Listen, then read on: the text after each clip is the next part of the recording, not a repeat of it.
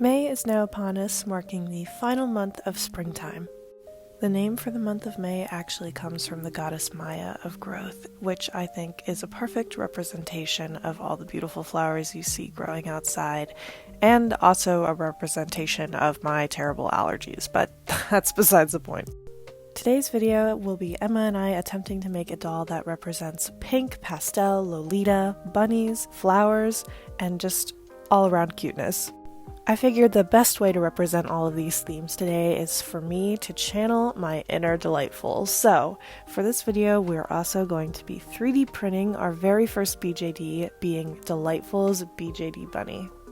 I also have a very special giveaway planned for you guys in this video, so stay tuned. And let's get started. So today's victim from the stock box is going to be this Claudine Wolf doll that I found in a lot. She's a little banged up, and she even has an Ever After High Briar Beauty hand. Not sure how this happened, but we're gonna work with it. Of course, to start things off, we must prep the doll for customizing by cutting off all her hair as close to the scalp as possible.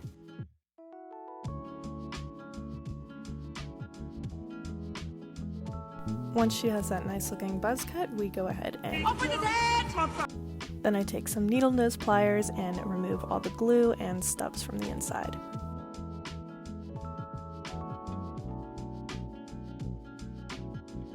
This part only ever gets more disgusting.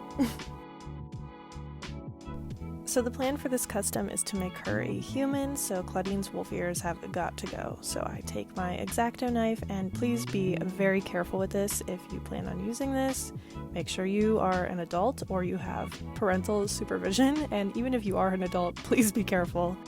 Removing Claudine's ears is pretty simple since the vinyl is really soft and it's not super thick, but moving on to her Reroot, I'm using this light pink and white nylon. I'm pretty sure I got these from AliExpress. They were just in a normal bag, so I don't know where it's from. When I'm working with this really high quality shiny nylon hair, I like to pour a little bit of water on it, and then it's a little bit easier to separate strands of hair. So I just slip a small strand of hair onto my Reroot tool, and if you are looking for any of the materials I'm using in this video, everything is linked in the description. Then I go ahead and poke the Reroot needle into one of the already existing holes in the head and repeat this process over and over again. And then eventually you'll have a beautiful head full of brand new hair. So I ended up not rerooting where her ear holes were because the way I'm going to be styling her hair, it's going to hide them so you won't see it anyway. Of course, cannot forget to seal in the new hair with some Fabri-Tac. And before her face up, I like to reattach the head to the body. I usually do this just to prevent any cracking from doing the face up, because if I have to squeeze the head a little bit to get the head back on the body, then sometimes it can mess up the paint. So now it is time to wipe off her face with some 100% acetone. You can use nail polish remover as long as it has acetone in it. I just use this heavy duty stuff because it literally lasts me like years and years, and as someone who customizes lots and lots of dolls, I don't like having to pay extra money for a new bottle of nail polish remover every couple of weeks. Now before we get started, let's seal her with some Mr. Super Clear Matte Sealant. Please make sure if you use this stuff to wear the proper gas mask because this stuff is super toxic. So for this face up, I actually sketched it digitally before translating it onto the actual doll just to make sure that I liked how everything looked and the placement of everything. As you probably already saw from the sketch that I showed, Emma had the idea to design this doll with vitiligo, which, if you aren't familiar, vitiligo is an autoimmune disease that can cause patches of the skin to turn a milky whitish color. And the main inspiration behind designing this doll with vitiligo is the Rainbow High doll, Jewel Richie, because I think that doll is absolutely gorgeous, and unfortunately I don't have her in my collection, but I really want one. I just waited too long and now she's not in stores anymore. Since this doll is also very Lolita inspired and full of spring and pastel colors, I wanted her eye shape to be very round and large, and that is very unlike most of Claudine's factory screenings on her normal dolls, so it was a little bit tricky for me to try to adjust her eye shape and make it look like what I wanted. Then I went ahead and added a lot of pink chalk pastels to her cheeks, her nose, her chin, her forehead, and I added some chalk pastels as the base for her eyebrows this time because I wanted them to kind of look like they were airbrushed on and very light and fluffy. I think doing this technique for eyebrows is a lot easier, especially for beginners, because you can just shape them with a kneaded eraser instead of drawing them on and hoping you get them super even. Moving on to the second layer, I go in with some watercolor pencils to deepen the colors and add a little more detail.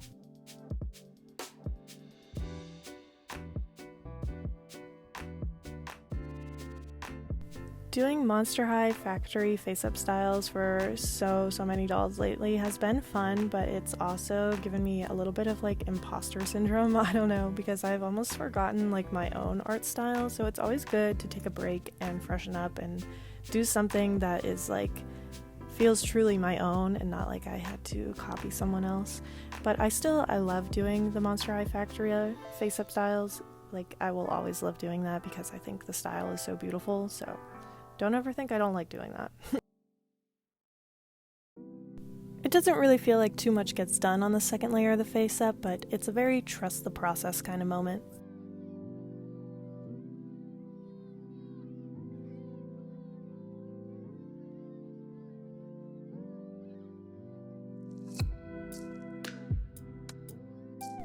The third layer is again just going in and making everything more vibrant and adding some more details with my sharper pencils, and then just contemplating for a little bit too, because sometimes you just don't really know what else to add.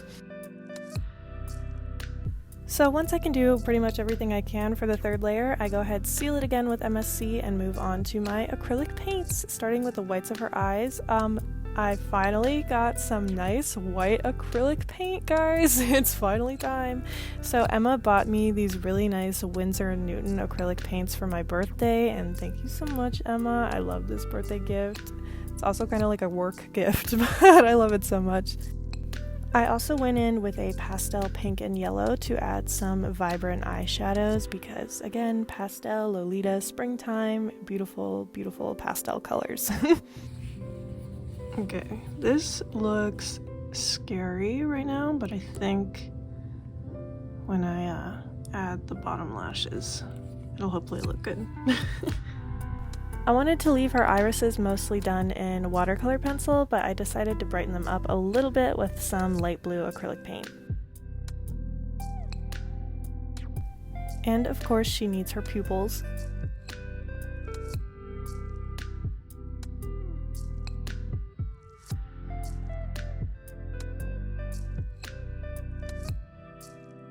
At this point, I was thinking she looked very anime-esque, which I'm like, not too far off from my style, so I'm not surprised there.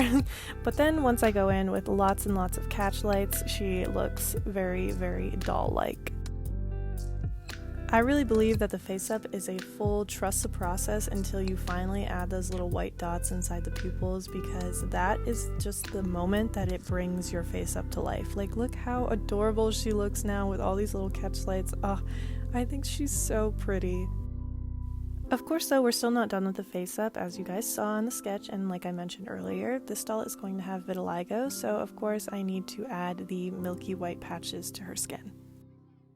I didn't want any of the streaks to be totally perfectly placed, so I deviated from my sketch a lot, but I did want to make sure that this patch here was connecting to the white streak in her hair, as I've seen vitiligo, once it connects with hair, it turns it completely white. The main concern I had with adding the patches was being able to see brush strokes in the acrylic paint, which the best way I use is just by watering down the paint a little bit and making sure you go over it with a couple more coats.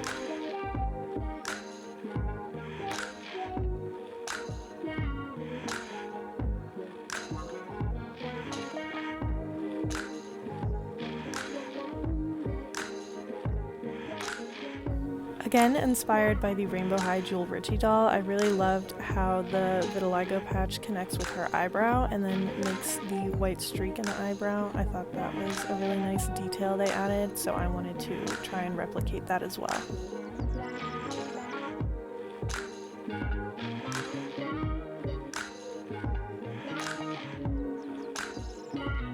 For her lipstick, I initially wanted it to be a really rosy pink that naturally ombre to be a little darker on the inside of her lips, but the chalk pastel I was using just wasn't giving me enough vibrance, so I decided to go over her lips again with some acrylic paint.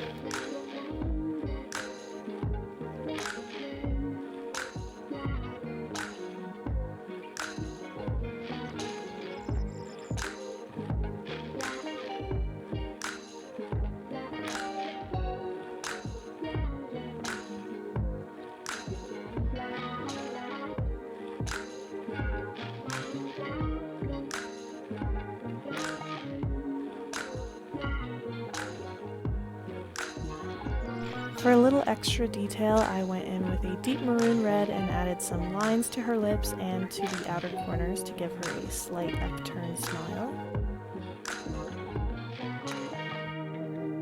I also wanted this doll to be showing a little bit of teeth in her smile, and I was afraid this was going to be a hit or miss move since the Monster High dolls are not molded to have teeth in their smile, but I think it made her look super precious and adorable, and I just really love this doll. Then, of course, I had to add some Liquitex High Gloss Varnish onto her lips because glossy lips are just my favorite. Then I go in with my Anastasia Beverly Hills Moonchild Glow Kit, since this is now a makeup channel. For her makeup, we are adding some highlighter onto her forehead, her eyebrows, her nose, her chin, and her cheeks. Now that her face up is all done, I'm going to pass the doll over to Emma, and she's going to make her outfit. So for this outfit, I decided to go with a Lolita style fashion, and I'm inspired by this dress. So I sketched out a couple ideas for the dress, and then I ended up going with the all pink one. I thought that one would be really cute.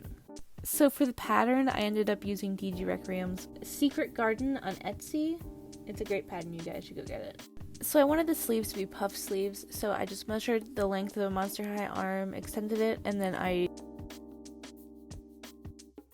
So with a lot of my doll outfits, I have to end up altering the pattern a little bit. So for this one, I ended up extending the torso, and then I made the sleeves longer and drew where I wanted the gathering to be. Now my fabric is wrinkly as heck, so we're just gonna go and iron it. It is dusty, but after this it'll be good. And then I wanted it to have like a fur trim around it because I thought that'd be cute. And so I got this fur, probably from a stuffed animal, RIP. And then I just sewed it finished sides together. Now that everything is sewed down, I'm just gonna turn it out and I'm going to iron it again so that it lays nice and flat. Yes. Now that it's nice and ironed, I'm going to flip it over till it makes like a hoop shape, and then I'm just going to sew it down along the seam so that it's nice and clean. And then I'm going to add some lace trim for that little extra oomph. We can get started on the top. So for the top, you want to fray check it up because this will fray. And then I just fabric tacked the neckline together so that it's nice and seamed. And now I'm going to go in with the white fabric and I'm going to cut out the sleeves, the camisette, and the collar. So for the sleeves, I drew on with pencil where I wanted the lines to be for the gatherings. And then I sewed the shirt all up. Then I tried to attach it. And then I attached it backwards. So I took my handy dandy seam ripper and ripped it out. It happens. And then I'm going to make a belt for this outfit. So I'm taking a strip of fabric and then I'm going to do what is like a double bias tape almost. And then I'm just going to fold that in, iron it, and then I'm just going to sew it up so it stays nice and snug.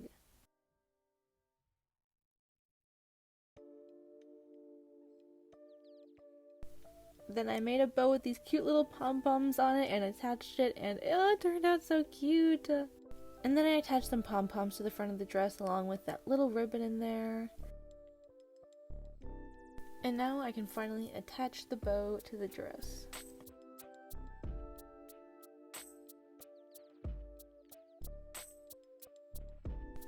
Then I'm gonna push the bow down a little bit because it was riding too high for me, and OMG guys, look at how cute this turned out! So now I'm gonna be drafting my own doll pattern. I looked at some resources online to see what the pattern of a shawl would look like, so I cut them out. And I think it looks so cute. I'm so excited. Yeah.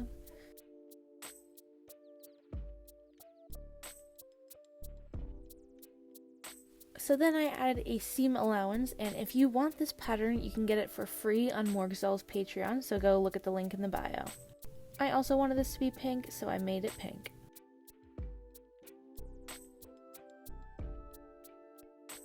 So after sewing on the fur, I hand sewed it together in the front, and then I covered that seam with the fur decals and the pom-pom, and then I cut the back and added Velcro so that it looks nice in the front and in the back.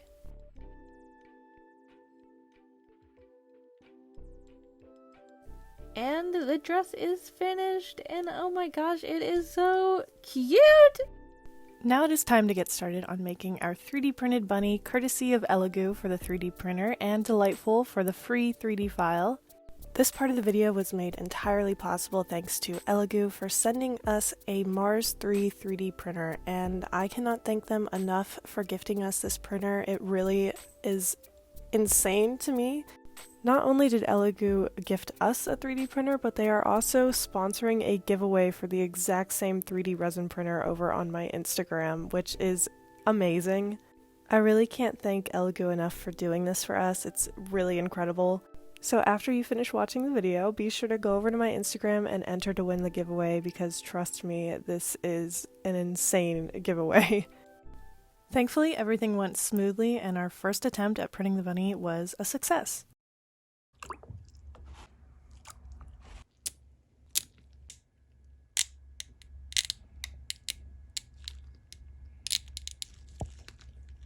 Not as satisfying.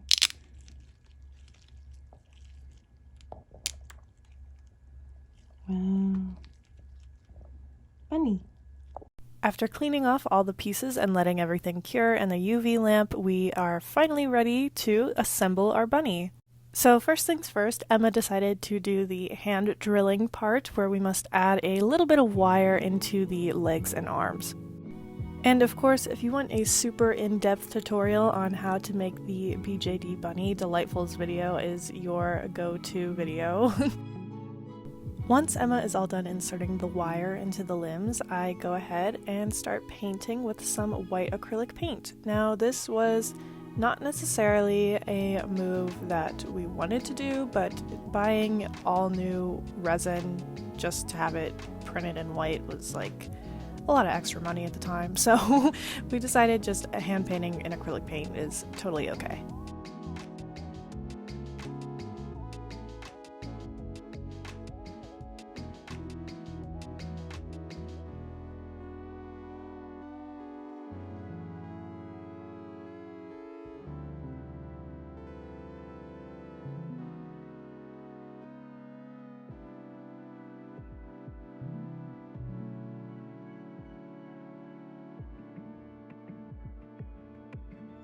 Once I painted all the pieces in enough coats of white acrylic paint, I went in with some light pink acrylic paint to add a little detail onto the nose, the little mouth, and the ears.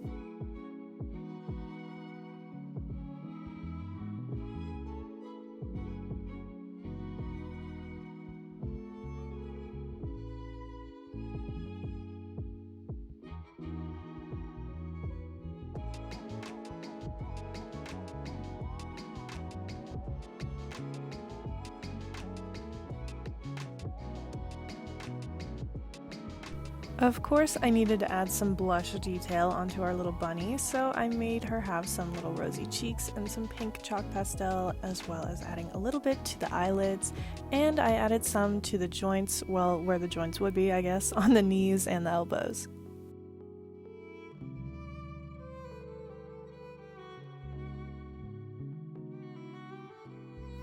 My favorite part of painting the bunny was adding the little toe beans, because I just love toe beans. They're the cutest thing ever. Can't even explain it, I don't know.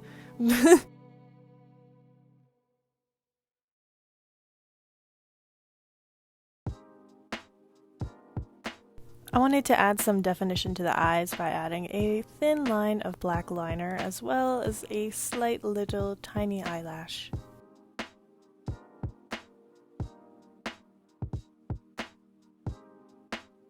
Moving on to making the bunny's eyes, Emma went ahead and 3D printed these eye molds for us, and I'm going to do my best to try and make some resin eyes, even though this is a totally new realm for me. I have never tried to make inset eyes before.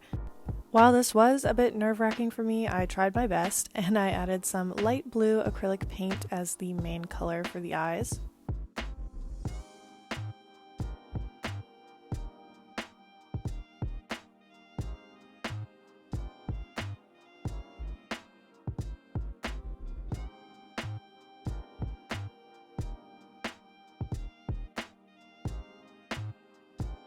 I'll admit I definitely struggled for a bit while painting these, so I ended up painting the pupils off of camera, and then I added a couple drops of some UV clear resin.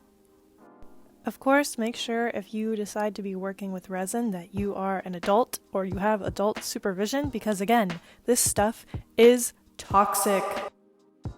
Then to cure the clear resin, I am using this little light I got from an LOL OMG doll. No, I'm just kidding. I went and put it back in the curing station because that would literally take me years.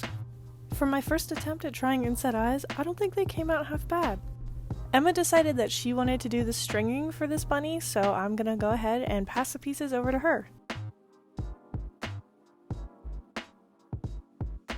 So now it's my turn to start stringing this thing, and stringing this thing was not an easy task, let me tell you. I definitely had to use my little tweezers to get everything in the nooks and crannies. Getting it through the neck hole was definitely the hardest part. Dollightful actually used wire to get it through the neck hole, and oh my gosh, does it work like a charm. Thank you so much to Dollightful for this 3D print file and for the tutorial on how to string it. It was a lifesaver.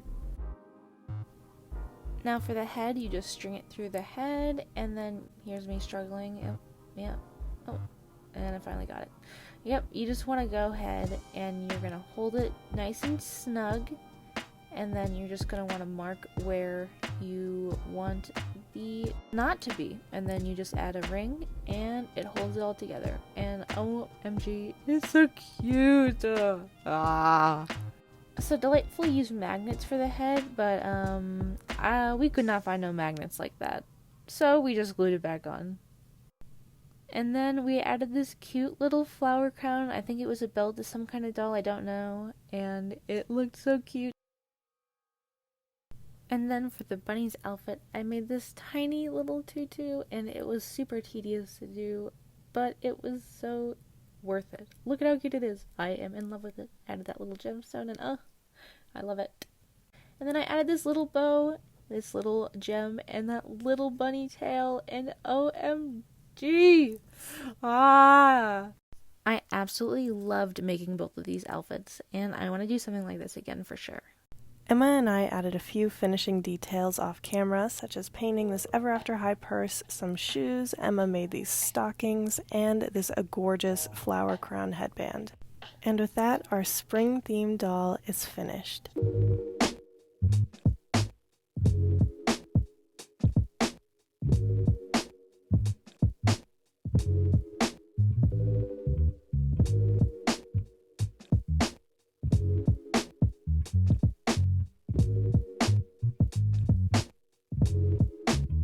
It really feels like it's been a long time since seeing our own fully designed custom doll come to life, and I cannot express how much I love this doll. She's so pastel, which feels like we haven't really done a super cute themed doll in a while either. And I cannot thank Emma enough for all the work she put into making this doll. The outfit is gorgeous, and the 3D printing would not have been possible without her. I'd also like to thank our patrons, Hannah and Hunter, for supporting the channel and helping make videos like these possible. If you're watching this video soon after it releases, first of all, thank you, and second of all, this doll will be for sale in our upcoming Whatnot show, which is Sunday, May 7th at 4 p.m. Eastern Standard Time. I'll be selling lots of other dolls too, some other customs, and plenty of giveaways in there, so If you want to check it out, the link is in the description, and you can get $15 off when you sign up with my code. And of course, I cannot forget to thank Dollightful for being one of my biggest inspirations as an artist and just overall human being. I really wanted to get some cute outdoor photos of this doll, especially around the beautiful flowers, but it unfortunately has been gloomy and raining all week, and this video did have a deadline, so... If you've made it this far into the video, I would love if you would consider leaving a comment and subscribing if you aren't already, and hopefully I will see you in the next video. Bye!